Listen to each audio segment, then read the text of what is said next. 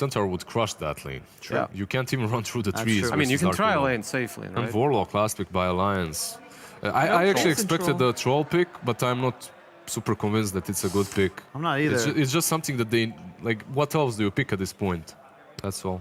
The only thing is Alliance's draft this time, they're the ones with the catch issues, right? It's a lot of emphasis on Koifa. I can't say what do you think? Say, Toby, I don't want to be biased, but let's really? Let's talk about the drafts a little bit. Okay, sure. Let's go with that. I thought that Alliance is going to pick Disruptor. I mentioned it a couple of times because I think they needed more lockdown and more catch. It's also one of the best heroes you can get against the Tidehunter since he can't get out, so you can play around the Ravage. But with the counter initiation from Warlock, it also gives them more team fighting potential. Also Fatal Bonds with Dark Willow, Morphling. That's going to be so deadly. But I love what Gambit has besides Grimstroke with no single target spells that you can throw in besides the Gush, which I really dislike. Like, this is one of the reasons why you pick a hero. You'd want to abuse that ulti. Yeah. But they have this position 4 right now. Immersion, one of the better position 5 players on Earth Spirit in the world, and I think they need to play more aggressive. Also, they have Alpha Ninja on TA, so these two heroes can come online very quickly.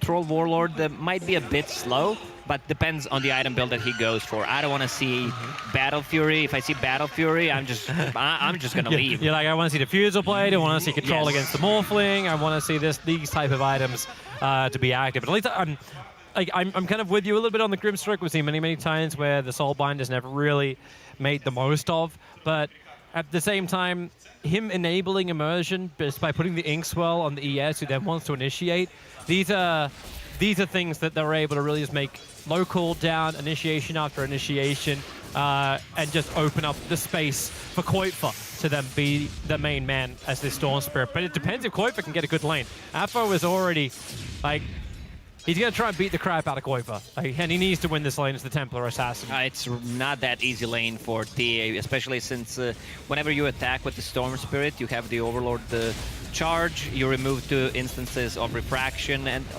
it depends how Alpha Ninja will use the side blades. But Storm will get 1 point in pool, and then he can start playing aggressive. Whenever there's a refraction on, he just goes in and tries to take it away. Yep. A lot of work. Koifa's pushing it to the edge. How do you like the Troll Warlord pickup? Let's just, like, for the laning phase at least, going up against the Centaur, there was a lot of discussion about, like, how do you actually kill these Alliance heroes? Because Centaur, as well as Morph, if he wants to strength Morph up, are very difficult to kill. So how does the Troll work in the damage, and at what time? Well, definitely Troll is a great laner because you always have this whirling axis to secure the range creeps. The miss chance is great against the Storm Spirit and especially Morphling, but you're also giving Morphling a really good Morph targets in this game. You have either TA is great. Also, if he turns into Tidehunter, there's a lot of great spells to steal this game. Yeah. You're kind of making it sound like Gambit actually has to get past themselves first before they can then start fighting against Alliance when you have mid-case Morph. Look at the mid lane. There's going to be a TP from Earth Spirit. They want to kill this the timing's not right though. Storm. Yeah, because the rune just spawned and the FNG already picked up an Arcane rune. And these 2 observer boards on the minimap placed by Alliance, they wanted to kill the chicken, and they also want to see some of the rotations if anyone is stacking, especially if they zone the Tidehunter out of the lane, which I don't think is going to happen since he's playing against the Morph, who's basically a half melee, half range hero. Up on top, over towards Tiger, a quick kick, need to keep the slow going. The Bramble Board, a little bit of space for Tiger to back off, and that little bit of space will be enough. Yeah. Tiger is only level 1 here, while Tidehunter was level 3 with the 1-1-1 build. There's a lot of kill potential with the stun from Earth Spirit and the slow silence. And I actually can't believe how, like, the 2 observer wars that got committed by Alliance. Like, okay, let's screw seeing inside of lanes. Let's watch behind the lane as well as on top of the tower. Sure, at least you'll see that Kura coming out that you can't snipe anymore. You don't need observer board for a safe lane because it does nothing. Also, a lot of teams are not even blocking the off lane because they bring so much gold and experience. I see a lot of the supports investing 2 sentries to kill 1 observer board, and it's still worth it. The Hawk. Yeah, he's trying to play around the hoof stomp position to Boxy. And saying he's trying to harass the living crap out of this lane. And FNG's having nothing to do with it. But they have a lot of sustain. There's that TP again in towards mid, away from the observer ward. That's where I kind of like question it. Like everyone tries to get rid of that observer ward in the high ground in mid, but even a defensive one would be able to see that ES TP in. Now he's under the cover of smoke. Yeah. Boxy will be pushed into the tree line. And with the movement of ES off the lane, this actually opens up for initiation against the Titan. The Brambles down, Tide a little too fat to fit through that skinny gap. And under the tower, one more adaptive strike. It actually connects, and Mickey gets first blood. Alliance starting game 2 the same way they started game 1. Insania will pick Invis Rune, not the one that he was hoping for since he can't do much with it, but just taking it away from a Templar Assassin. Immersion, smoked, has a roll, it's gonna miss. Too early, I mean too far up.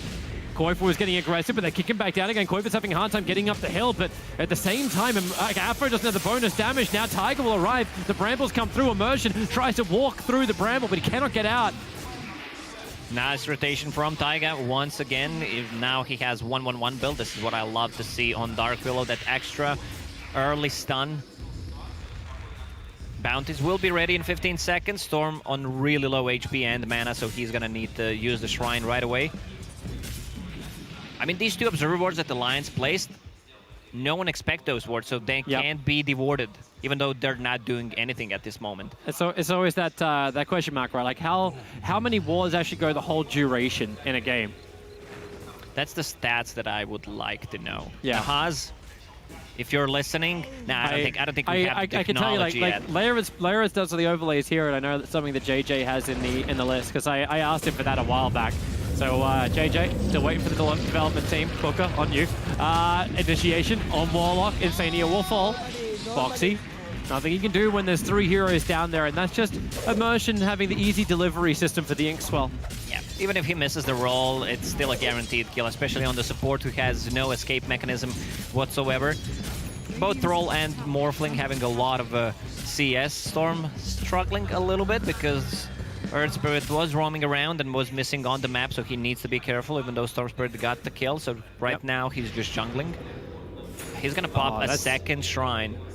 That's a nice observable. It's able to watch for it from Gambit, but man, Gambit, CS-wise, like they're looking damn good. And net worth-wise, you actually see on the screen at the moment, like Gambit, they hold 3 at the top floor. This is a very different story to game 1, where Alliance were basically just winning every lane. Goodbye Observer Ward, Tiger will get rid of that. The sentry's also being planted down, so Wafo can't just have easy traps in the northern side of the lane. Templar Assassin is building all in, like defensive and both aggressive items, which will keep her alive. A Magic Wand already has 10 charges and has infused raindrops, so a lot of mana on Templar Assassin that she needs early on. Bottom lane. Boulder coming through, Immersion, nice hit. The Centaur kind of trapped in here. The Feather Bonds from Insania trying to get some return damage, but Amelia just went into the neutrals, so Tiger is doing the work, but Dahak will start walking it off. So Centaur falls, and Gambit will now look for Efficiency Shrine, and they'll have it.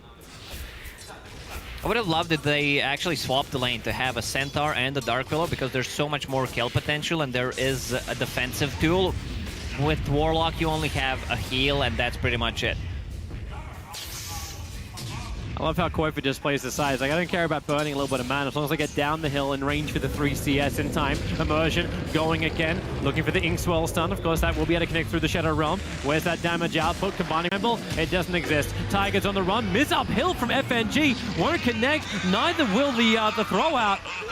He doesn't hit him with the Painted Brush with the Rolling Boulder. It's going to connect. Immersion under the tier 2 tower finds the kill with the TA traps, forcing Koip for the TP away as well. TPing off the middle lane, giving Afro all that free space to get some damage into the tier 1 tower. And this crowd in Russia finally feeling for the first time in this series that Gambit are in some level of control. Yeah, Boxy using his Squalling Blade to cut down some trees to see the rotation coming out from Earth Spirit, and this is why Immersion is one of the best Earth Spirit players in the game. He does so much, especially in the early game, so they can try to snowball. When you have a Templar Assassin in your team, okay, that's Invis Rune. It's funny, the Dire scanned him too. So they understand that someone's around here, but Immersion finds the information. Tiger walks into it. Tiger should know something is up. Yeah. You're not a mime. You just hit a glass wall, an invisible wall. And Afro just continues to pressure these lanes down. Yeah, no room for you in top. Koifu. I think there's no point for Koifu to stay on mid anymore. Boxy still doesn't have level 6 just yet. The Inkswell will follow up with a connection, and Dahak was just waiting for it. He'll come in close, finish the job, and Centaur will fall once again. Way aggressive play from Gambit in the second game. Also, I love the build on the Grimstroke. He's going, even though he's position 5, 2-0-2, and the Koiko just needs to stack the jungle for himself and keep farming there because the lane is pretty rough. They also need to get rid of the traps on the mid lane so they can defend it. I don't think they'll have much longer they can hold on to that mid lane. Afo is wanting that tier 1 tower gone.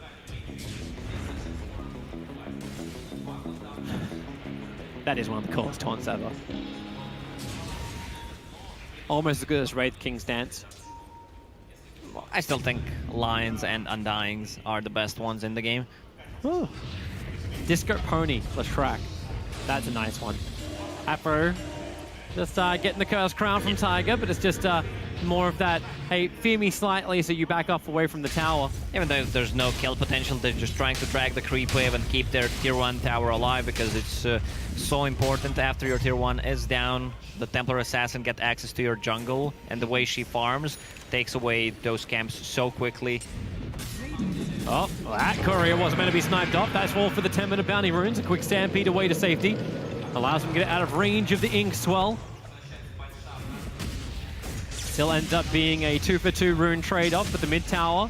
Afo's wanting to ensure it. Insania looking for the denial. Now initiation onto FNG from Kuiper. Burning all of his mana. Across the other side of the river, but he gets the kill. Easy 300. They also killed the courier, which gave Centaur some of the XP. The new courier also, the flying one, gives experience, and Region Rune Storm, also a couple of stacks. This will get Storm Spirit back in the game. Sitting at 3.7k net worth before he begins this. Watch that counter just pop up. Trying to still catch up to the TA, who's a long way ahead. Tide's also getting a free offlane at the moment, so we got...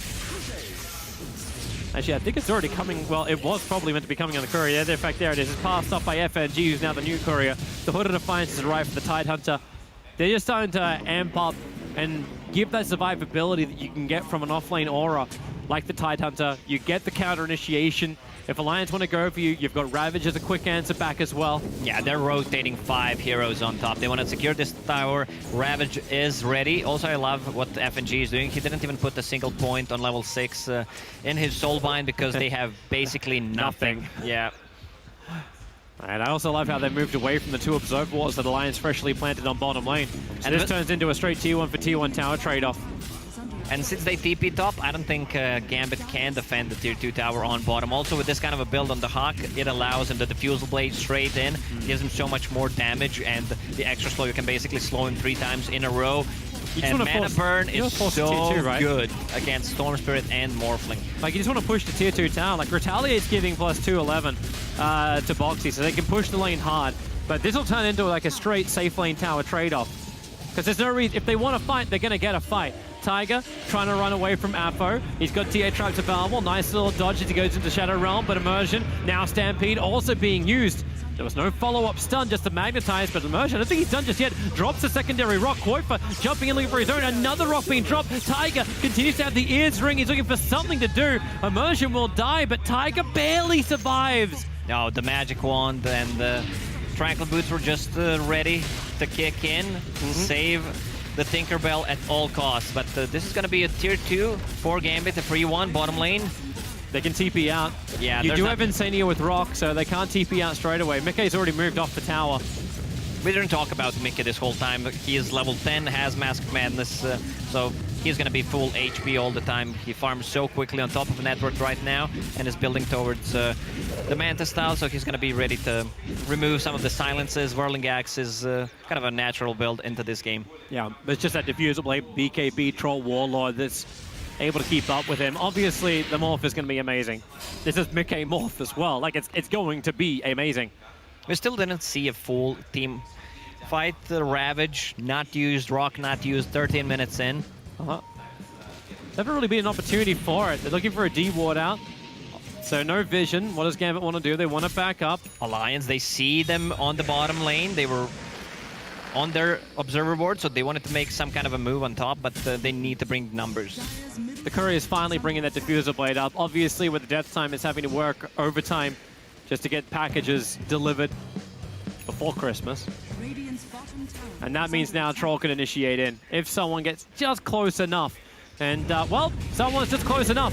It's Insania. They're looking for the fear, and it will at least force one run away. Dahak with the Curse Crown on top of him will be stunned up as well. Got the Whirling Axe to stop defensively, and with a jump forward, maybe that's not exactly where Dahak wanted to be. He'll be pushed up, still able to kill on Insania, but underneath the Shrine, Gambit are fighting Alliance. The Rock will drop. They're going to find TA. Afro Ninja in too deep, and two huge cores from Gambit will fall to Alliance for no cost apart from abilities. This is not what you do. Tidehunter was showing on the bottom lane with no TP in his inventory. So Alliance made a move, and he was nowhere near the side shop, so he could not get it. A really nice call from Alliance right there. Go and Troll, try to pop his ulti, and even with the Stampede, you can see Boxy in this game, he's trying to save his teammates so many times, even though it's a position 5 Warlock, even if it's just a Dark Willow. They're kiting really nicely around this Tidehunter. Oh, yeah. If he's not there, take the fight. And now Gambit look towards Roshan. Rock is down. Do they want to go in? They'll have a squiz. Like, they know he's up, but it's the 15-minute bounty runes that are actually moving for. But you don't have to take the risk, but while Rock is down, while Stampede is down, you got to feel a little bit more confident. Dire scan, they're just checking if they're picking up bounties. That's not the greatest scan in the history. Since you're picking up the bottom ones, they're probably have the top ones, but still. I saw movement at the 15-minute mark on top of a bounty rune. Yeah, because Alliance does not have a single observer board on the top side of the map. Maybe a scan in the Roche pit would have been better. Still, they're not doing that. There's also not a trap inside the Roche by Gambit. It's like usually you don't need it that early, need it, right? Yeah, because you are the one taking the Roche early on. Yeah, like you're not going to contest for the fight. I mean, you're not going to go in and try and take Roshan yourself. Like Gambit, they definitely want to have their own engagement. They're pushing up through mid. Boxy will reveal himself for a moment. Apo at least wants to give him a quick slap, but they want the tier 2 tower mid. Or Alliance to come into the fight. A smoke in the back lines. Again, they smoked under the observer board. So untypical of Gambit, because FNG is usually the one buying all the sentries. But there's a double damage rune. If Gambit are fast enough about this, Alliance will probably know that there's been a smoke maneuver, and they were walking back to Roshan as they smoked. Alliance in nearby, but how fast are they going to be? Roshan's dropping quickly. He's already at 1/3 HP. Mickey trying to get rid of some of the traps, but Roshan, by the time the illusions arrive, Dahak's going to claim it. He gets bashed up. The illusions see in Storm. Long jump in, but Ambit, you've already got it with the Ravage. They create the space. The Fear's going to push everybody back into the Bramble. They have no other choice but to run the stuns. Maybe with the Soulbind, they can hold him there, but you've already lost 2. Where's your follow-up? Morphlene's going up to FNG. One more hit uphill. He will not miss this. And Apo with an Aegis just wants to get the hell out of here. Refraction and blink up. Maybe counter-push the wave, but Alliance, they lose Roshan, but they may get more. Tidehunter still in retreat. Mickey doesn't see him. No wards up on the hill. Once again, love the decision-making by Alliance. They know something is up, even though they did not have the vision, even though they smoked. Storm zips in, tries to steal the Aegis, like really huge walls on the Storm Spirit, and nice follow-up from the Dark Willow, because they know even if they use the Ravage, the Fear will get them out of the Roche pit. Even if Gambit got this Roche and the Aegis, it's still a win for Alliance. God, that's a very depressing kind of thing to say if you're for Gambit listeners. Like, your Scepter has now arrived for the Storm Spirit, so he's even more elusive, hard to initiate onto. It's a great item just to have something against Phantom, remove the silence from the Earth Spirit, also keep the Troll inside the air during the duration of his ulti. And Taiga, Bracer. Bracer is the best item in the game right now, besides the Magic Man. It gives you just a casual Bracer. When you get 2, I mean, you're getting a command from me after the game for sure. For a little bit of fun backside knowledge, like when we were starting this off, Lacoste and I were talking about Warcraft 3 does, and a player from Southeast Asia that would buy 5 bracers because he thought, oh, I'm having a slightly worse game. Yeah, 5 bracers and boots of speed on Zeus. I think it was a player from Zenith. No, that's Warcraft 3 Zenith as well. That's not Loader Zenith. That was, the old days. Well, we get to slow the pace of the game down once again. Mickey continuously building further and further ahead. E-Blade pickup makes it difficult for Troll to get short damage in. They're going to need BKBs on Gambit to actually take that fight, because if Fatal Bonds are used, there's so much damage to throw into there. Once E-Blade is finished, the Dark Willow, if one of the targets gets isolated, even just the Centaur. And I love the build that the Centaur is going for. Crimson Guard and has Heaven Halberd queued up. So, like, you're basically crippling 2 cores with one item. And they really, like, Mickey, I don't think he really wants this fight. Probably feels like the Hawk is a little bit more baited out. Mickey should be careful. Rolling Boulder comes in, instant silence from Immersion. He gets the timing right. The Rock Drop, however, allows Mickey to turn. The Ravage, they want more space. Mickey is down. They threw everything they had, including the kitchen sink Gambit. And they got him. Morphling's down the drain. That's almost 500 gold. Luckily for Alliance, FNG is the one who got it. But they should be more careful about it. Like, he was trying to bait some of the spells, but they have ways of killing him. Still a bit less than 2 minutes on this Aegis. Deso is finished. He just needs to use the courier. Oh, yep. There it is. It's out. So TA building up with the Morphling dead. There's no time to farm. And you got to give some confidence to Gambit. There's some heroes who on Alliance knew it was going to be pretty difficult to kill anyway. Koifa, one of those pains in the butt. As the Haste Rune stolen out in front of the Tidehunter. And maybe now we actually get to see him finish up the Bloodstone in this game. God, he's getting so big. He's still not the biggest. Like, obviously TA's got a lot behind her too, and the Troll. The BKB coming on the couriers, and now finally that item you've been looking for is now here. I think Troll will become untouchable during the BKB duration because they have no physical damage whatsoever. Morph still, at this point, can't really man up against them. It's like, oh, you almost want to, like, defensively E-Blade at that point. Keep him away. But the Aegis Immortal's got 40 seconds left, and then it's gone. So TA's using that time as well to get her own BKB. Yeah. Also, Tidehunter decided to go for a Blink Dagger in this game, usually, which we don't see that early on. But he wants to be able to find the Dark Willow. With the Fear, he can control the team fight just by staying behind, and with the Centaur. So if they initiate, get a kill or two, they will be the ones controlling it. And good thing to watch when the fight begins. Where is that Tide's position? I kind of liked it during the last fight up on top. I was like, you know what, we're going to use this because I need this, just a chain stun. And by that point, Alliance, if they were going to come in, would be counter-initiating into the middle of a Ravage. But where do you add the pressure?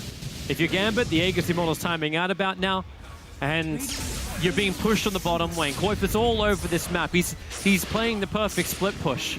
Yeah, right now it feels like Alliance just wants to dodge a team fight, maybe get a pick-off if possible, try to delay them, because they can feel that the Gambit is extremely strong right now. With that Tidehunter ulti, BKB on Troll. You got Rock in 10 seconds. So then Alliance will at least have that big AoE stun. Nice Observer already being planted down, trying to watch Mickey, who's over in the trees. Immersion saw him. He'll have to do this Rolling Boulder. Silence again instantly. They start with a Ravage. Rolling Boulder in, follow-up Silence. Morph is dead. Once again, he does have buyback available. 50 seconds, they need to be out of the base. Try to push the lanes from side of Alliance. Bottom lane, someone needs to be there because it's really close to tier 3 tower. Double damage on TA. Like, they should not defend the tier 2 tower. It's gone 30 seconds without the morph, and it's extremely low. Gambit's not going to stop. I say, can they push hard enough? But it looks like we've already got a TP back. That's going to be the Tidehunter taking care of bottom. I suppose every time Ravage is down, Gambit's like, okay, let's just get control of our lanes back again. We've put Morphling down for the moment. This is the problem with Radiant. The bottom lane is always pushed out. Like, I mean, it's a mirror. Always the top lane for Dire is pushed out. The Hawk needed an extra stun. Dual Scepter also arriving now in. That's going to get to the hands of Tiger. So that means double Dual Scepters. They can mess around with Gambit's positioning. A jump forward, BKB looking for the TA. Assassin. She'll come back down again without that BKB being there. She is a lot more open. The Hawk wants to try and help out, but then you've got the movement speed. Advantage from Boxy triggering the Stampede and had TA trapped in the upheaval. Dead for 50 seconds. That's a huge pickup for Alliance right there, because every time you kill a Templar Assassin, you're just slowing her farm. And she's the hero that farms extremely quickly with the side blades. Also, they need dodge fights a little bit more, because Morphling right now only has a Ghost Scepter, and he would love to have that E-Blade for the next fight, even for a saving capability, or just try to blow up Grimstroke in the backlines. This smoke from Alliance, they're not going to find anybody. Gambit are already moving in towards the mid. Tidehunter is the only one who's even remotely exposed on the flank of Gambit. But he'll steal the Illusion Rune. And they'll have a couple of choices to make. Which one? You got 3 Tides and they go for the one at the front lines. And they chose wisely. They hit the right Tidehunter, but here comes Immersion. Starts off with his own kick and follow-up silence, dropping the rock. It's going to be Insania and Goifa. He was ready to jump. They're pushing him away in Immersion. He's just currently tied and locked underneath Insania's Golem Boxy. And Mickey will join the fight too, turning into the Templar Assassin, attacking into the Templar Assassin, but respecting Dahak with his BKB, looking for the fight. But they don't have no the information. detection. The Glimmer Cape allows Mickey just to walk away. Glimmer Cape and Meld. Also, that was a buyback from FNG. Alliance realizes when they need to take a fight, they use the rock, get a 2 supports and the buyback, and still go away. They just need to drag this game into later stages of the game. Also, Bounty Runes are spawning. It's going to be 2 for 2. Maybe Dark Willow will be able to pick up one of those on top as well. TA may be a little bit careful about going for the top rune after what happened last time. They'll send the Tidehunter instead. He's a little tankier for the job. So the BKB from Atfo. The critical thing, the Courier will have to go all the way back to base first. Yeah, Roche will respawn in 1 minute and 20 seconds with 2 BKBs.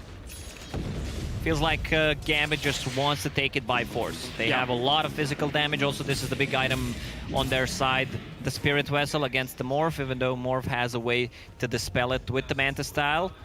But he does not spell when he's using Morph anymore, so that's a huge nerf for Morph in those terms. And I really want to keep an eye on the buyback counter.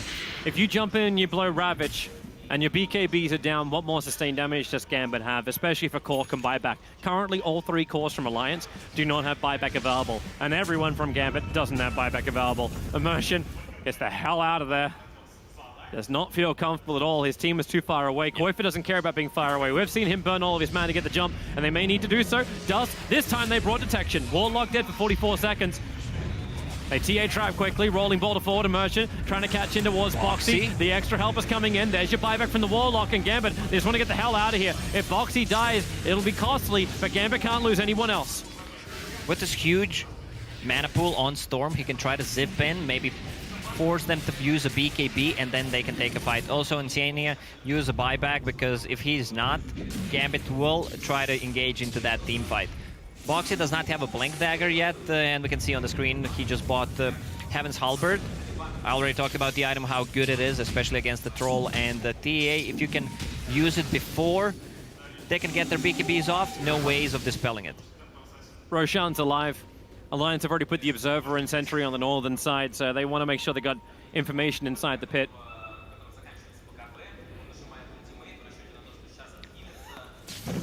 Top fight is going to come in just in a second. 5 heroes from Alliance ready to engage. Look at FNG's itching for a fight. Immersion's going to give it to him. The rolling boulder in. Gets a quick silence over on the Centaur. Trying to make sure there is no Stampede away to safety. The tier 1 tower, however, will still end up going down as Gambit smoke up. At least this one's not on top of an Observer ward. Koifa jumping across this map. They want him dead if they can claim him. The TA trap's just helping push the wave back for the moment. Oh, look at the Observer and the Sentry from Alliance. This should be in range, but they don't want to do anything yet. Yeah, if they start Roshan, they know the danger for it. But Boxy just walking straight in the middle of him. Quick double silence, actually. Not perfectly chained. Stun over on Roshan, but the backline's where the trouble is. Troll starting with his spinning axes. Maybe trouble if Centaur goes down. After he's blink forward. The damage output is going to get the kill. Centaur down, so is Grimstroke with a rock from Insania, with a Feather Ball. Dahak will break free. The Ravage buying some time for Dahak to beat into the Morphling. He needs to kill off Mickey. Mickey's running out of mana as well as life. They're going to get the kill. Koifa trying to help out. Now he's rooted too. You'll step her up. Defensive. Have they got the damage quickly? Yes, they do. Wait, where was Dark Willow in that fight? She was nowhere near. She didn't even use a single spell, and they... Hey, Walt! Whoa. Problematic to say the least. Well, she had a couple of abilities off at scenes, but it came very, very late. Gambit will now move into the pit, and with Troll, they take her very, very quickly. Aegis and Cheese. Dahak will take the Cheese, Aegis into Aphro, and Dahak is now approaching his Manta style. Got other ways to break free of Fatal Bonds without having to burn your BKB every time. Manta style is such a good pickup against the Bramble Maze, against the stun. Also, you can dodge Ethereal Blade. Looking good, even though it's only it's less than 1k gold lead for Gambit. That's it. With Cheese and Aegis, it's still looking rough for Alliance, especially if they don't bring Dark Willow in the next team fight. Yeah, we're not breaking out the champagne for a game 3 just yet, but another DD. It looks good for Gambit. And yeah, sure, it's always there when you need one. Butterfly from Aphro is rapidly approaching. And the Lions understand they can't really stop this push at the moment. When Rock is down, it seems like there isn't really that much of a fight. I don't know if Dark Willow could have made that like escape happen, but it was such a weird move as well. The Centaur walking into the middle of the fight. I kind of almost want to watch that on a replay. Just see Boxy. He's like, I'm in front of Roshan. We understand this is the concept. And I'm going to walk right in front of Gambit and be the bait. Play stupid games, win stupid prizes, Toby. Okay. They're approaching. Gambit is not stopping with Cheese and Aegis. They also have a couple of good traps placed. Upheaval, Warlock sitting far behind. The Hawk just needs to see up the hill with a creep wave, and then he can hit into the tower. They force the rotations back from Alliance. You can see the power of Manta style right there. Yeah. No way to control them. So they back out. If Alliance didn't retreat, they would have taken the tier 3 tower and moved in towards Shrines, but for now, Gambit just have to slow the pace up once more. Get control of these side lanes. It's a low kill game. It's all about who you... Like, if you can get the big initiation onto one chord, then it allows you to get objectives. We've got 25 kills in a 30-minute game. This is very slow for a Gambit and Alliance game. This is why Diffusal Blade is one of my favorite items on Troll. You burn the mana on Storm Spirit, especially on the Morphling. Even though Morph doesn't cost mana, he still can't use his spells. Like, the most important one is getting a waveform. Also, when he transforms, if he doesn't have mana to use any of the spells, he feels pretty useless. Immersion. Looking at Boxy once again. It's a Dire Observer and Sentry, however, so Boxy 100% knows. Now the gank is just itching for him. They have good heroes of... Rolling Boulder. Well, you knew the gank was coming for you, but still. Dust is up, Insania. He has Rock available, Stampede being triggered defensively from Alliance to escape. Their heroes are really good of dealing with the creep waves, trying to creep skip. Storm Spirit, Morphling, even Dark Willow to one extent. If she's just out, the only hero who can stun her is either Tidehunter or Earth Spirit with the roll. She can just pop her Bedlam and clear the creep wave. Fortification. And they are definitely concerned. They want the backdoor protection to come up. Rooted, fatally bonded. 2 already broken free. Tide's fine with this. Standing in the front lines to take the tier 3 tower. They'd love to get the melee Rex as well. He's forced a reaction. Boxing jumping forward. Diffusal Blade instantly slowing him up. He's having to walk back through the creep wave under the cover of the Glimmer Cape from Alliance. Another Bramble. It's a good combination. Lotus Orb trying to protect. In fact, sends it back towards the Morphling. Copper decent chunk of damage. Both Troll as well as Morph down to 50%. That's a big one. Storm Spirit getting a lot of levels. Level 22 about to hit, and Arcane Rune. They lost the tier 3 tower. Still a minute on this Aegis on Templar Assassin. So they would gladly want something to happen. You can see Koifa's desire as well. If he hadn't observed what, you'd see that courier flying at the moment. But he's wanting to keep the creep waves back, but he's also looking for initiating items. He wants to get the Bloodthorn up and running. They need to be able to ensure that when these BKB timings are out, or these support things that can sit in the back line with just a Spirit Vessel only, that they will die. He needs to get these easy pickoffs on the back lines. I kind of gotta say he's got to kill the ES. FNG is doing such a good job dewarding Alliance's ward. Right now they have one ward near the Roche Pit and one where they wanted to defend the tier 3 tower. So they don't have much vision if they decide to creep skip and split push. Yeah, that's when you start to get a little concerned, and Storm has to play the numbers game. Because there's no BKB, there's no Lincoln Sphere on this Storm. He's not concerned about the initial stuns because they don't have any. It's just the lockdown of Ravage, which will pierce everything unless you get a BKB off in time, which is also problematic, as we've already seen from the Morphling. Yeah. Ideally for Koikwa, he wants to pick off Grimstroke in the backlines before the fight starts, but Glimmer Cape is ready on Grim, so if he can get that off, Storm will lose a lot of mana since he's not carrying any detection. You know, Boxy, how many times are you trying to bait this out? Immersion will mop the creep wave up from relative safety by just kicking down some rocks. 5-man smoke up from Alliance, no longer a bait. They're going to try and force the issue against Gambit. They have a 10-second BKB on Morph. They want to use that. Nice positioning from FNG. So this is how you start on Arteezy's cliff position. You see as much as you can. Inside of Roshan is where Dahak was trying to hide. He'll have to BKB almost instantly as he comes out of this. In fact, that's what happens. Mickey silenced up, burns his own BKB, and then Soulbind. He actually links himself up with Boxy, but the TA right on top of him. But where's the damage going to come from? In towards the pit. They're looking for immersion. The rock will drop right inside the pit. Kuiper jumps in too, but the Ravage will blow. Have they got the damage output? You've already got the buyback now out from Harpy. She'll come back in just a couple of seconds as Boxy, he's still trying to retreat back out with Afro there. They have the damage output. Gambit, they stay together. Mickey, he's back inside the pit, but that puts him in with Afro. The fear, it pulls him away. Mickey, maybe he feels like he's still going to fight looking for FNG. Won't happen. Maybe he will. The dust reveal, so they can't hide him inside the Glimmer Cape. FNG will fall. Troll is down for over a minute without buyback as well. Gambit are in full retreat, but it feels expensive from Alliance. Buyback on both Centaur as well as the Dark Willow.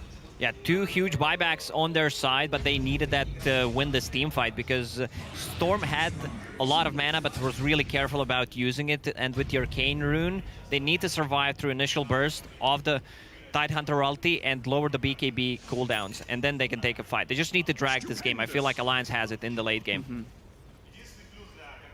And feels crazy. 4 bounties, sorry. Yep. It's kind of hard to pick 5 bounties. Yeah, that's the bottle, man. You save it for a rainy day. I might be an idiot, Toby, but I'm not stupid. I might be an idiot and I'm stupid. That's like the thought that went through my head when we started thinking about bottle. Is like, does it make Morphling a cannibal if he has to drink?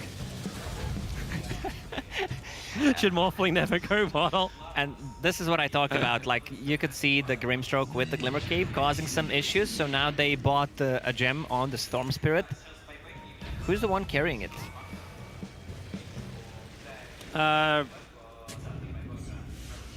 Centaur, yeah. Centaur, yeah. It's just moving through our long list. Yeah, Centaur's the one who's got it.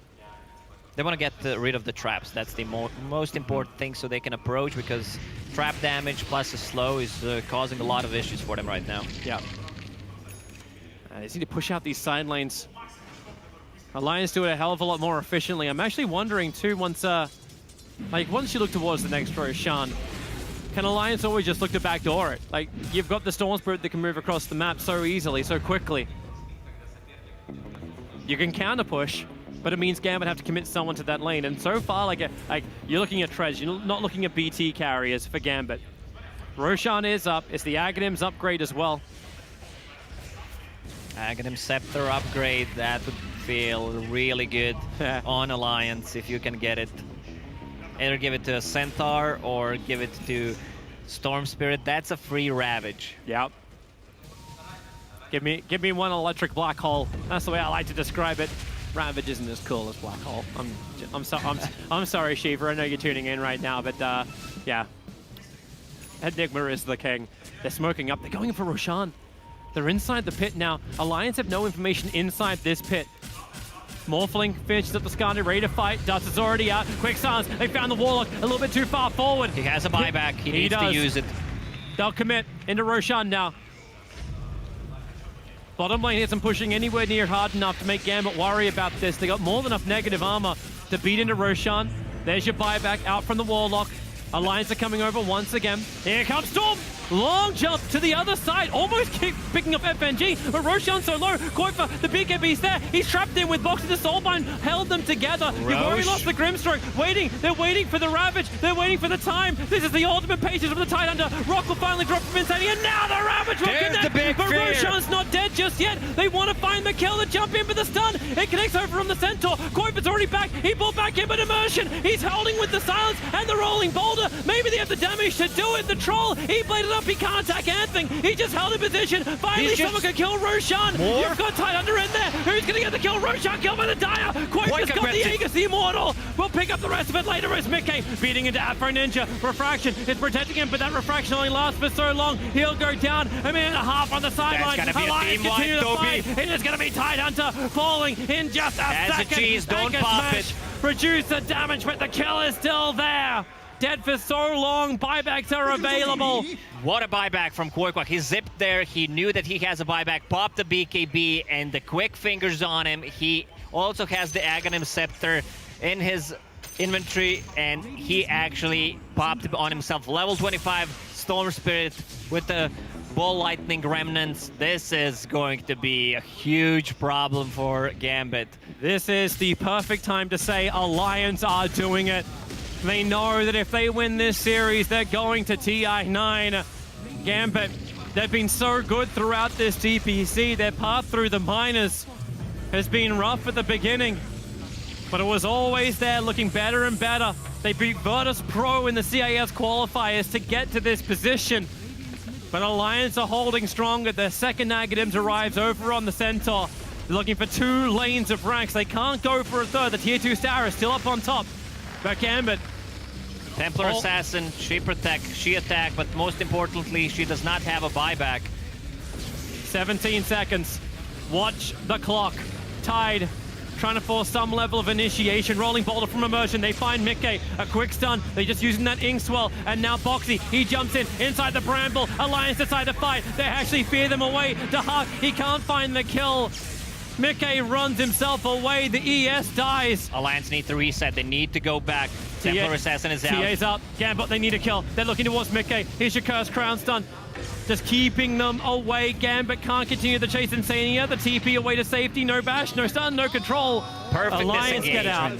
They got what they wanted. They got the Raxus on the mid lane. They got the tier 3 tower on the bottom. And at this point, only Troll and Grimstroke have buyback on Gambit's side.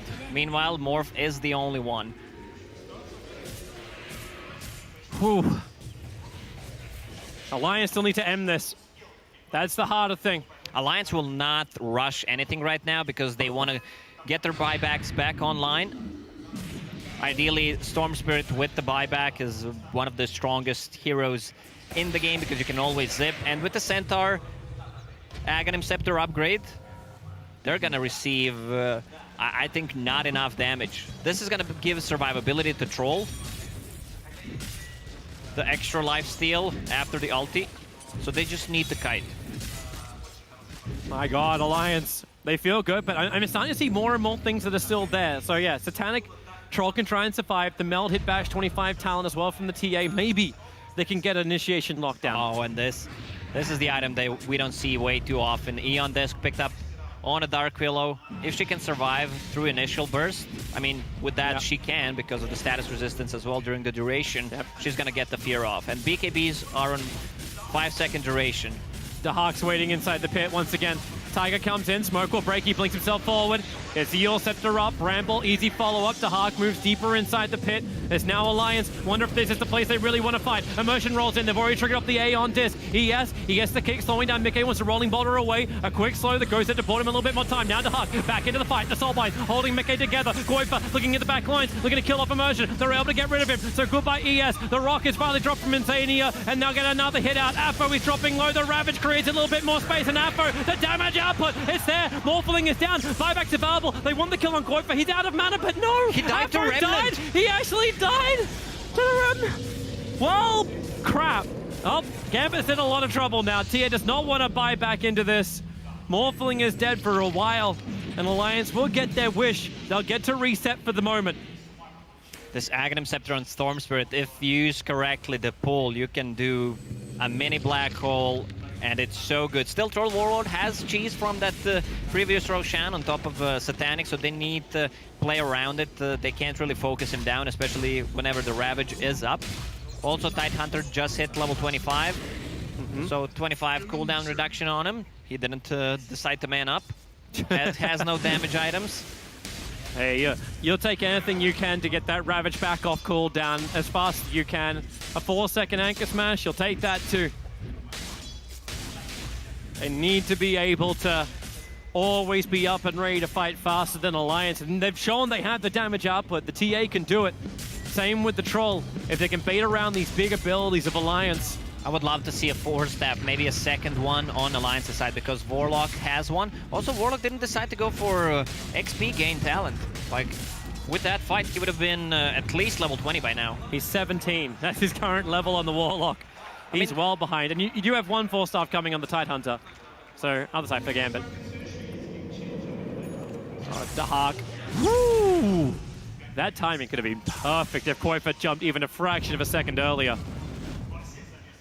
15,000 net worth lead, but that doesn't mean anything. We've seen Alliance's games going 50, 60,000 gold ahead of the enemy team, and then they are finishing it. Now the items are there to enable these fights from both teams. They continue to accrue. Basher from the Troll. Didn't get the bash before on the TPing out Willow. It's like, maybe this time around I can get it. Yeah, it's easier with the Basher. Yeah. Just gotta slip it in, then you got the Abyssal Blade. That gives them, both the cores as well, some more lockdown. TA's got it from the Meld Bash, and you've got it from Troll Warlord through the Basher itself, and with the attack speed.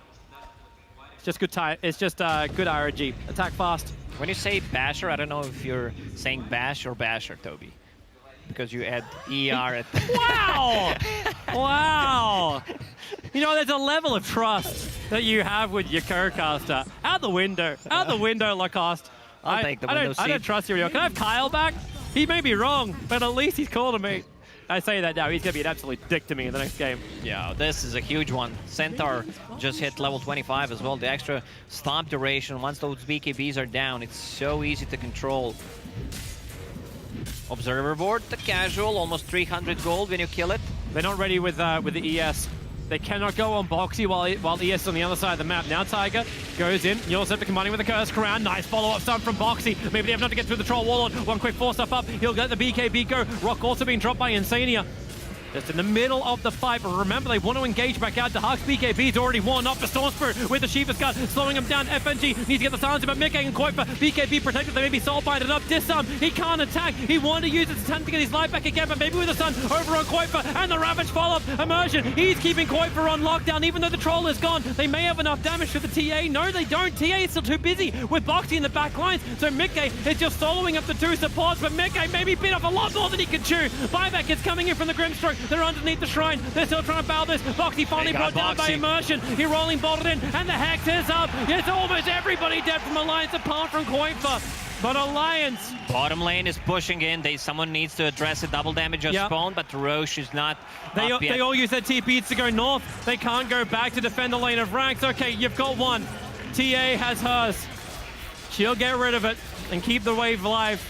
Alliance, they know they got the Bank of Sweden ready just to fund them back into this game if they need to buy back. But they won't need to, or maybe they do. Roshan, yeah.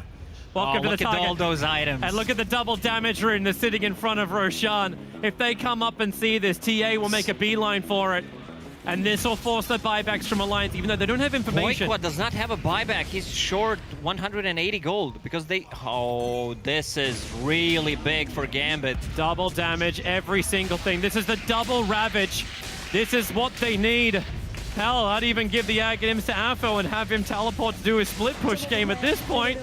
I would love to see Aghanim Scepter picked up by FNG. Create illusion of a Morphling. I doubt they're going to give it to him, but I would love to see that. All right, what do we got? Who consumes, who grabs what? Let's see if they're going to give it to him. FNG is going into Roche Pit. Have to open up some slots, however. They're moving the boots out from Afo. So what's he going to get first? Watch the grab. So Dahak will take the Aegis to the Immortal. And yeah, they gave it to Grimstroke. That's a smart play right there. The Dark Portrait, 150 damage. You can even use the third spell of Grimstroke on it, and it's basically invincible. It also has a free BKB. This is one of the reasons why Inkswell got changed, so you can use it on spell immune units. Boy, he's just going to turn Alliance's strength against them. And Alliance still haven't gotten that bottom lane. Like, it's hilarious because the bottom lane continues to push in. The same thing as we always said for Radiant's side. They're always on the defense, but this Rax is still up. So Alliance's only big momentum push they have is either through their heroes or through the advantage they have in the mid lane. This went from 15,000 to 2,000 in 2 minutes, Toby. Now Earth Spirit even has that gem, so they're gonna need to pick up even more. TA is fully jacked. I love how we actually showed the graph as well, which didn't keep up with it. The graph takes a little second to update. If Koikwa had a buyback there, they would have taken that fight, at least try to make something happen. Oh, I'm loving it was a risky play though, but he was 200 gold short. I am loving this item arrival for immersion. A BKB is coming on the courier right now, so the Earth Spirit can stand strong in the fights, open space up, be the initiator, which allows Templar Assassin to use that Daedalus you mentioned to really start hitting in hard. And she's also changing up with BTs. Getting rid of the treads, going into BTs, because right now she's using Blink Dagger to move. A mover speed of 327 on a Templar Assassin. But if you blink, you can already get in. Smoke up from both sides. Boxy will have one break. The Observer's already up. They get a quick silence over on the Centaur. No Stampede away. Follow-up Ravage. They want to get this kill nice and quick. The follow-up Sun's not going to be there. The Rock actually coming in from Alliance. They're holding the Centaur alive and now down. A buyback is available. He may have just instantly committed because Quoipa, he'll need more help. He's running out of mana. And Dahak, he's ready to fire. The BKBs are wearing off. Immersion rolling boulders in again. Another quick stun. And this could be the dieback. The Centaur trapped up. That's Just actually trying to break free. Yeah, you're right. It is actually him. He'll move back a little bit further away. Warlock picked in the back line. Zappo wants to continue the run forward. Boxy, however, it's a big stun. It's on 3. Koifa with the Vortex Black Hole. He'll hold him there. Immersion. He'll consume the cheese. Getting the light back up again. Now with the silence. They can't keep this push going at Alliance, but maybe you can. You'll set this up from both sides. Koifa, they hit the second Ravage. It connects from Gambit. Koifa needs to fight back. He needs to be involved in this fight. Huge ball lightning all the way from base. All the way to the fight. There's They the caught pull. Aphro. He actually grabbed Aphro. They're going to kill him down. Bash. Or can they? Need to save Refraction Storm is Spirit. up. Disarm. Now they need to kill him. They've got him as well. Meanwhile, on the back lines to Hawks, BKB, TP out. He'll be successful. Alliance have committed the bank. They need to force buybacks right now. Both of these have run right now, and the bounty runes are also spawning. So they took pretty much everything away from Gambit, but it cost them a couple of buybacks. Warlock, Storm Spirit. But they're cycling those buyback nicely because Morphling has one ready right now. Ooh. Also, I don't think there's enough saving items on Alliance's side. They have a Glimmer Cape, they have a Force Staff, but they could use one more. A Lotus Orb would be extremely good. Here's your first buyback. ES is up. Templar Assassin holding hers. Mickey, she'll be able to claim this range Rax. The melee will follow through Mickey and Tiger, the only two that are showing themselves on the front lines. Boxy is waiting for the right opportunity. Goodbye bottom lane of Rax. Gambit don't believe it's worth the fight. This is a huge way with the double catapult. 40 seconds without a TA. She has a buyback, but... That's like 9 or 10 range creeps as well, ready to attack. And yeah, what do? Run the Tidehunter forward. With the kick, they'll clean up most of the wave. Hex is causing a lot of issues because they don't have a Lotus Orb, they don't have a Lincoln Sphere on their carries. Neither Storm Spirit nor Morph have one. Gambit are the only ones running around with that, but now a Satanic will arrive for the Morphling. Mickey's been pretty hard to kill as it is. I would love to see a Lincoln Sphere on Quakewa because they don't have any single target spells besides the Gush and the Hex. He needs to be alive in these team fights, and he just bought back also Arcane Rune. He should sell his power treads at this point. Oh, another Ragged Intercept is arriving. You have to start going through all of these now. It's a Dark Willow as one coming on the courier. He needs to invest all his gold in the items right now because there's no point in saving it for a buyback.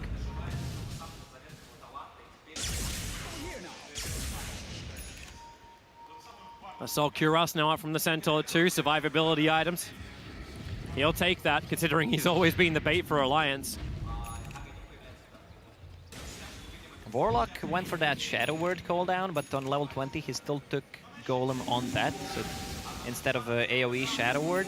I would love to see the XP gain talent instead. He would have been level 25 by now, and you would have Magic Immune Golem. Well, in this case, you would have Golems with more armor because you're playing against the Troll and the Templar Assassin. That's some great numbers for Dark Willow. 100% win rate, no matter which one I do. I think the sample side's a little small. Gambit, 4-man smoke up, ready to fight. TA showing further down in the lane. But they're in the tree lines. That's where Alliance is TPing out. Rolling bottom 4, they found Insania. But they need to follow up. The Bramble is keeping Gambit away. The Rock will drop, trying to create a little bit more space. With the Stampede defensively, Warlock is able to get himself out to safety. And Gambit smoke goes begging, at least for a core pickup. But they have the Warlocks rocked down for a minute and, well, now 50 seconds. Templar Assassin actually changed power threads for a Deso. Now Deso back for power threads.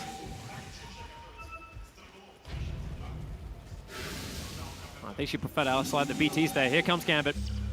Up the hill, TA traps watching the side. She's the one being initiated on with the Hoof Stomp, but the double silence very quickly out. And Alliance still want to retreat. Mickey, that BKB's helping him being protected for the moment. Immersion still going in deep. They're getting rid of the defensive vision. So Alliance trying to actually blind them up as this push continues in.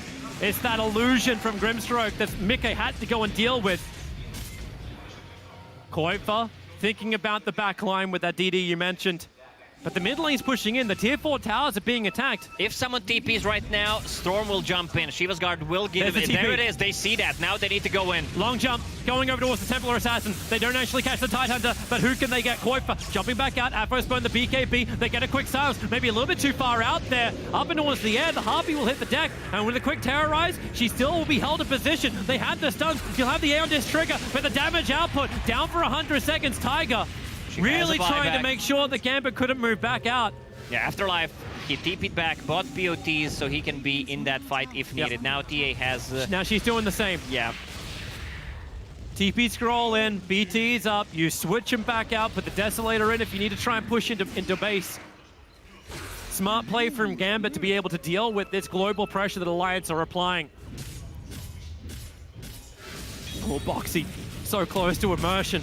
He's watching Dahak. Your Hoof Stomp will begin. FNG moving over. Tidehunter, they'll start with a Gush, with the Stampede, some movement speed, but immersion just kicking it back out again. Boxy, be careful. The stun hits too. The Ravage will connect on two as well. Dahak is just going to town. Mickey's in too close. He's got a little bit more life to kick in, but now Afro's arriving with the bash number. Koifa, the Vortex hole, pulling him in and out. They can't find the lockdown. Buyback arrives from Tiger, and Gambit again have to retreat. There's so much of the line for both of these sides. They're neck and neck. It doesn't mean anything that they have 2 Rax's advantage at this point because they can career easy snipe. Oh. One-shotted. This it wasn't Hex worth it, and bashes, meld bashes plus Basher and Troll Warlord is causing issues. Also, Boxy was being caught out of a position. He needs to be careful because he does not have a buyback, so they need to invest a lot to actually save him there. He's walking underneath the Observer Ward. Gambit, no, and they are backing up. They are not going to take this fight while Ravage is down once again. Man, it's like I have to almost start checking Roshan. He will spawn in a minute and 10 seconds. Another Roshan arriving, another Aghanim Scepter to be consumed, but more importantly, it's the Refresher Orb. It seems like it's the biggest thing that gives Gambit the initiation they wanted, because they can start with Ravage, or they can also follow up with Ravage. I don't even care if it's double Stampede, if it's whatever, from Alliance. They need to have these AoE controllers. Aghanim Scepter is ready on Dark Willow, but she doesn't deal that much damage. I would prefer to see a Hex in this kind of a situation because BKBs are extremely low and they just maybe lack a little bit of control. And now there's a Refresher potential and Vlad's. Potential triple Ravage if you got the mana pool for it. And if you can get the Refresher shot, of course. Alliance is hoping for a longer Roche spawn because Koifa still does not have his buyback. Yeah, actually look at Morphling. He's got Aghanim Scepter consumable lined up. So he wants to try and eat something else. I suppose you're at a point where, like, what else can I buy? It's the supports who are starting to get a little bit richer. That Hex you asked for from the support, you're going to get it, but it's going to come from Immersion. He's already spent his money for it, so you're adding a second Hex. Roshan's up, the TA trap's being planted down, and Dahak, he will begin. Morphling sends his first illusion in. They see Roshan, Dahak, Lotus Orb protection. 30 seconds for Storm's buyback. and Storm's still pushing in the top lane. Gambit don't want to go inside the pit. It's too dangerous. Every time they do it, Koifa just ball lightnings into the pit. Yeah, their lanes will be naturally pushed because they are playing against the super creeps. Yep.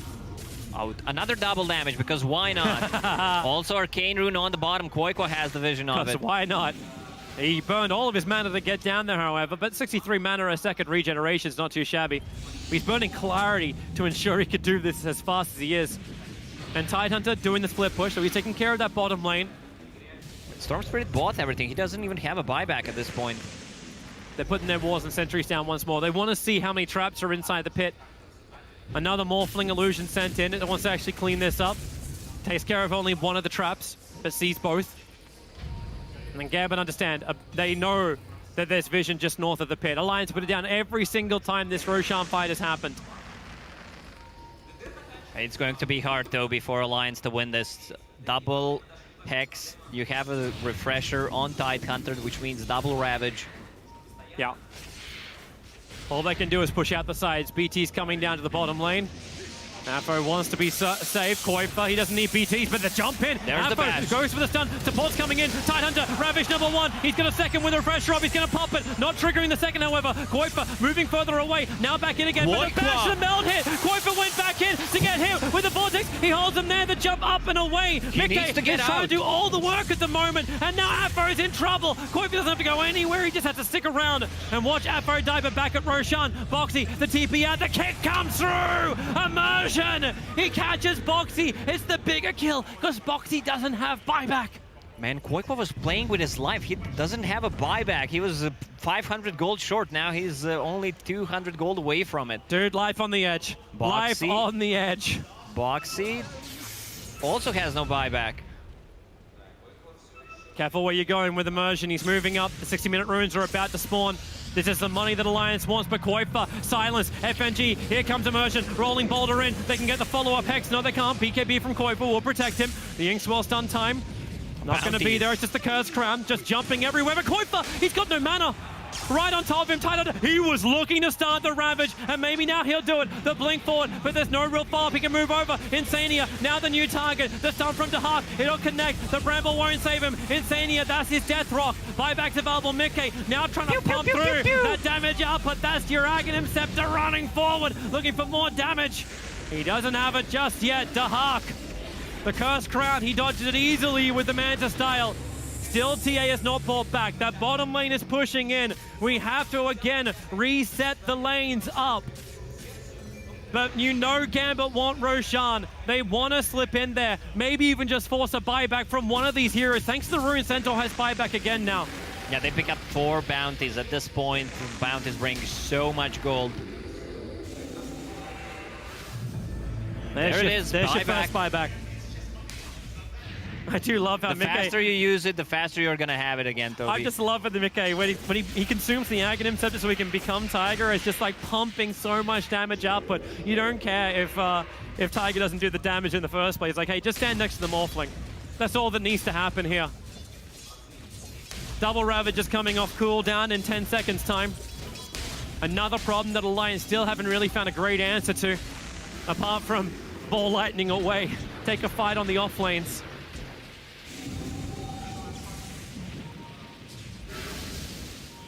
He has Morph target allies, so if he turns into Dark Willow, that's just insanely good. Lowers the mana cost, lowers the cooldown on the spells. Yep. And he just becomes Cannon. Cannon Morphling with immunity, sure. Yeah, you also have an increased cast range, so... They're just sending illusions down. A double damage rune, because that's the reason why from the 40-minute mark we have action runes. Trying to finish this game up. Look how quickly they try and go for it. The Terrorize start to be worked up. Hero flies forward. Dahak forced back out. Tiger with a quick Eul Scepter. The Silence doesn't arrive just yet. The Terrorize is now down, throwing the Brambles. They're still waiting this out. Mickey can't work out where he wants to initiate into. Now the Rolling Boulder. That's not a real one. That's a fake Centaur. Now the real one comes in for the Sun Immersion. BKBs tries to Rolling Boulder back over the river and away to safety. Yeah, now you see how much damage the real Harpy does. It's Jackal. Yeah, that's nothing. If it has Scotty effect, it's Morphling. Oh, they're sending illusions towards mid lane as well. Creep skipping out, slowing down the waves, getting Gambit to look behind themselves. That's why it's so great they've got the BTs level 2. They can TP onto the heroes, the ones that can't just be picked off by Alliance, who are looking for a pick-off now. They smoke up. But who do they find? Late game Dota in this patch is the best Dota. Moon Shards, Refresher Orbs, Aghanim Scepter Sins. Look at FNG, stay in the trees. HY was right. That's the old meme. I'm old. Tier 1 meme. Oh, stop! The initiation comes in. He's in a little bit of trouble. They run forward with a Terrorize, no way to respond. Immersion has buyback available. He'll use it instantly. Roshan becomes a new target for Alliance to go on, but maybe with the Hex, Tiger, he'll break free. The Stampede, trying to get both of them back out to safety. Wait for your Blink Ravage. Mickey's moving over as well. Foxy wants to retreat. Afro, oh, he clipped himself. He's blinked up on top of the hill. Instantly BTing back down again. That is not where he wanted to be. No, they're He actually, oh no, he's got another TP. There's another one ready to go. Get back down again. Rolling boulder forward, Immersion, they want the kills, they don't want to stop now. Foxy, he's in trouble, isolated up, the rock will drop from Insania, combining with the Fatal Bonds, but the Ravage, number 1 will arrive with the Vortex back, maybe Koipa's got enough damage, they get the kill, it's a buyback, it's a second Immersion, but with the second Ravage, the Sun Control is right, Alliance, they have to start buybacking their heroes, Koipa, the bash is out, Afro hit him with the Metal Strike, and got the control now, Mickey tries to return the favor, TA is down for the count, buyback will reset that counter, however, as Storm Spirit once more, he looking for the kill. What a zip. So far across the map. FNG's on the run, connected into the bramble. No one can save him. A triple kill for Tiger as Gambit buy back almost all of Russia into this game. 4 heroes back up again as Alliance start Roshan. But once again, bottom lane is pushing. There's a region rune from Storm Spirit. He wants to grab it. They need to give this Aegis if they can kill the Roche, the Storm Spirit, because he just bought back a zoning bramble. There's no Ravage. Yep, and that's the bigger thing. No Rock, no Ravage, no Stampede for the moment. But you got your better Ravage. It's cheap, it's easy, it's Koipa. Kill those illusions, look at that go. So much around Roshan. The enabler, Soulbind will begin. Now you jump in. Mickey, he'll BKB out quickly. Boxy gets the hoof stomp out. It's over on Tidehunter. Dahak can't find the target he wants. He's disarmed, so he couldn't attack anyway. Apo hoping for that backline jump. It feels like Dahak is just trying to get them to come forward. So you can just hit that backline with Apo, but he can't find the opening. They need to use this opportunity because there's no immersion for 40 seconds, and also bottom lane is pushing in. Yep, jump in, Tide, once again, going after Mickey, trying to use the stun. He's got a Curse Crown on himself at the moment. Dahak trying to battle around this bramble, the jump forward. Afo, what have you really got? Not much more. Boxy backs up a Tiger. He's caught on the wrong side of the river. That's the support they've been waiting for. Just a little bit too far out of position, but the Curse Crown makes it difficult to keep the push going. Roshan started up again. Mickey's back inside the pit. They're seeing it. Just fly out the Inkswell. A quick stampede. They found a target with the bramble. It's over on the troll. Ravage. It connects nicely, but it only hits on the very, very side. Actually allowing Dahak a little bit more time. A quick force up. He'll get up the hill. Or will he? He's actually stuck on the bottom. The TP's out. They have to actually go back and defend base, but they're not done just yet. Now TA is up. Look at that. Dying so quickly. It's the painted woman smacking him across the face as Mickey. He'll waveform himself away. Dahak looks at Roshan. He knows he's low. Boxy, he won't stand for it. Koipa, he's ready for his own jump. He goes in again. Dahak didn't start it. He's waiting for the fight. My God, it's the Briar patch in front of Roshan. There's a huge wave in their base, Toby. They need to address it. Afro's gone back. He can TP himself back out again if he needs to. But Roshan again, Alliance, knocking on the door. Dahak, he moves inside the bramble. He wants to start this up. You still don't have that Ravage ready from the Tidehunter. Rock is up from Alliance. The tension is palpable. The nerves, I love this. Refresher picked up 4 double Bedlam and no buyback Dahak. No one has a buyback besides Morphling at this point. And they need to kill this illusion. The Dark Portrait, he can solo kill people. You can see it on the Storm Spirit, who's not an easy target to get. Oh, Nullifier. Another double damage. So you're getting Nullifier up, you're getting Abyssal Blade up, have yourself a double damage. This game's got everything. 67 minutes in. Mickey, he's walking inside the pit. Dahak navigates the bramble. The second one planted, but Dahak walks all around it. He starts the stuns out. Boxy misses on the hoof stop. Dahak dodges with the Manta Style. The Soulbind silences anything they've got. Mickey backs up out of the pit once again. Roshan He's repairing as fast as the teams are damaging him, but Mickey's not done yet. Upheaval, still inside the pit, hard to move. Now, another jump. Tidehunter, still no Ravage. Koifa goes for the backline. He's looking for him with the Terrorize. He doesn't actually get the initiation he was searching for. The Ravage, it'll connect. There's so much trouble. Mickey trying to get himself back out of this one, but he is still alive. Immersion, rolling boulders in, but Mickey's protected by the BKB. Afro, he'll get the bell dash out, but he won't be able to live. 2 minutes on the sideline, and now maybe Alliance, they're going to find the stuns they need. The Ravage is out. They pull the Tidehunter in, and GG. Well played, and congrats. Alliance are the last team to punch the ticket to Shanghai to compete at the International. GAMBIT stood in their way. We had the